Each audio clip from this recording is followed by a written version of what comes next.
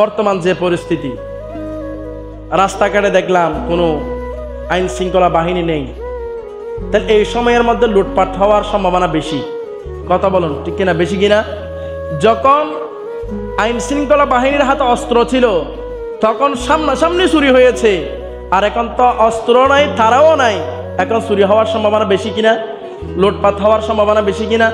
তাহলে সেখান থেকে এই লুটপাট হওয়া থেকে বাঁচতে পারবো কিভাবে?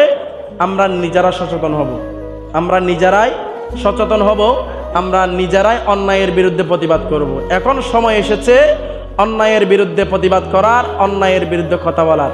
আমরা কোনো দলের পক্ষে কথা বলবো, আমরা হক কথাটা বলবো, হক পথে থাকবো, হককে আমরা উজ্জীবিত করব ইনশাআল্লাহ। বলো তাহলে আমি যেটা বলতে চাচ্ছি, মনে করেন একজন ভাই বিএমপি করতো, তার অনেক ক্ষোভ রয়েছে একজন আওয়ামী লীগ ভাইয়ের ওপর, তাহলে আমরা এই ক্ষোভটা আমরা প্রয়োগ করব না। কেননা আপনার প্রতিবেশী ভাই হয়তো বা সেই প্রয়োজনে বা রাজনীতি অবশ্যই করেছে, তার রাজনীতি করেছে বিদায় খেতে সে অপরাধ করেছে। এখন দেখা যাচ্ছে অনেক জায়গার মধ্যে বিভিন্ন ভাইদেরকে উলঙ্গ করে পিটানো হচ্ছে, তাদেরকে মেরে ফেলা হচ্ছে, তাদেরকে জ্বালিয়ে দেওয়া হচ্ছে, সেটা শরীয়তের মধ্যে নাই।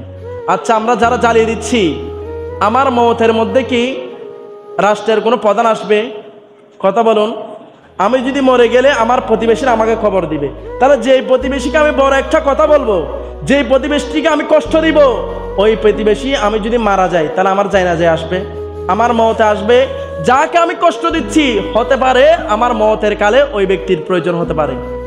এজন্য আমরা অশান্তি সৃষ্টি করব না, কাকে অন্যায়ভাবে গালি দিব না, আমরা অন্যায়ভাবে প্রতিহত করব না, আমরা অন্যায়ভাবে আমরা দেশকে ধ্বংস করে দিব না। যেই যতটুকু করেছে সেটা আল্লাহর কাছে ফল পাবে, যে যা করেছে তার জন্য তার প্রতিফল আল্লাহর কাছে পাবে।